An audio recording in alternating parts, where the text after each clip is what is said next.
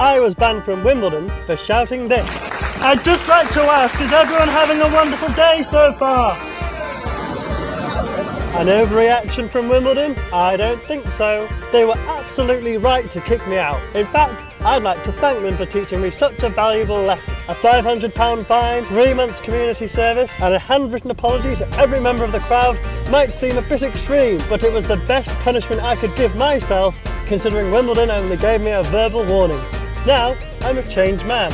And a changed fan, and it's time for me to tell my story of how I went from Wimbledon chump to Wimbledon champ. Cheeky volley there.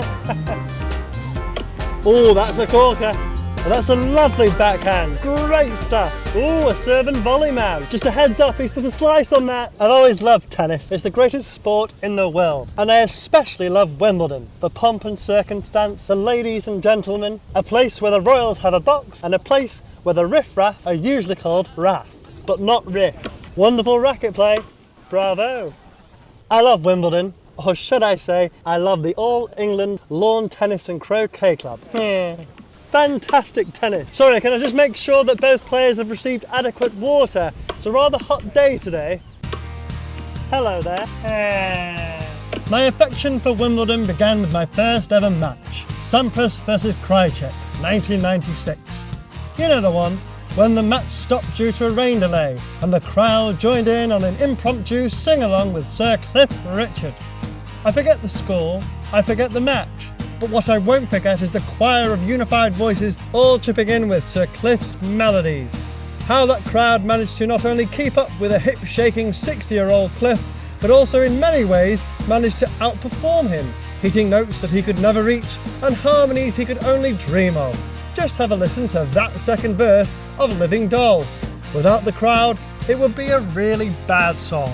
You know, when I rest my head at night, sometimes I dream of being a part of that very same crowd. A crowd like no other. A great crowd. A true crowd. A Wimbledon crowd. Got myself a crying, talking, sleeping, walking, living doll. That's right, it was never the tennis that got me excited about Wimbledon, it was the crowd. Whenever I tuned into the championships, I would be especially listening out for those who would shout out from the Wimbledon stands. From the ballsy bachelors who would yell, "Steffi, will you marry me?" to the wacky jokers that would often scream, "Come on, Tim!" to a rather hacked off Andy Murray. Those are my guys, my heroes, my crowd. So you can imagine my delight when I received a ticket to the iconic centre court. Thanks to Hazel Grove Tennis Club. This was my chance to follow in my hero's footsteps, to shout something out in a match that would make my voice go down in Wimbledon history. The big question was, what should I shout? Cue a training montage. But first, some encouragement.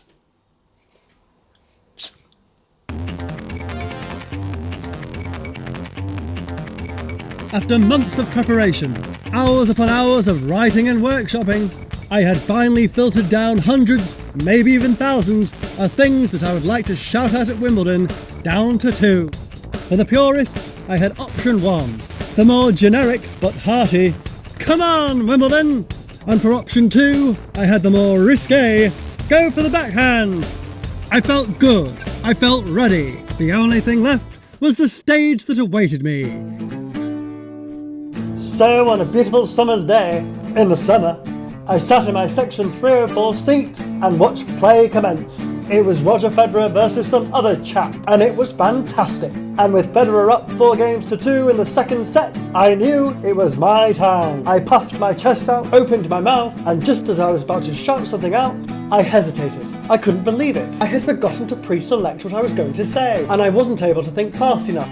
I panicked. And as a result, I improvised the following lines. I'd just like to ask, is everyone having a wonderful day so far? What had I just done? What had I just said?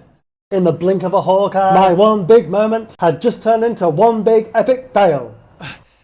There he is! No, wait. I believe you've got the wrong man. Game!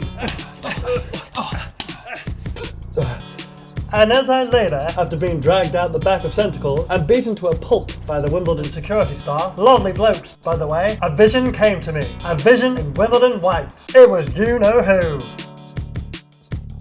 Judy Murray, is that you I see before me? Do you have a message for me? Why, yes, I do. Okay, what is the message? Oh, wouldn't you like to know? The internal bleeding is starting to kick in, so I'm going to pass out rather soon. Can you please speed things up? Okie dokie. The message is shh. Right. Anything else? No, it's just shh. What does that mean? It means You're starting to rather annoy me now, Judy. Judy!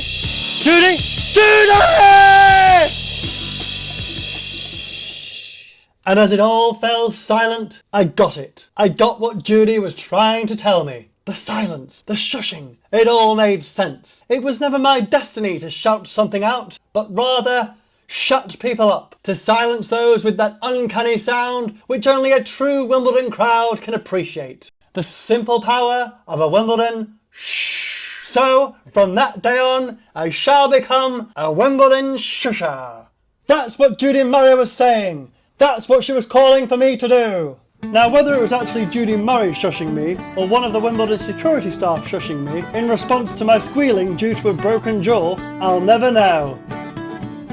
But what I do know is that whenever there is a crying baby, an inappropriate heckle, or a drunk lawyer at Wimbledon, you will undoubtedly hear a loud shh echo from the stands. And maybe, just maybe, that shh will be mine. Excuse me, do you have any spare tickets?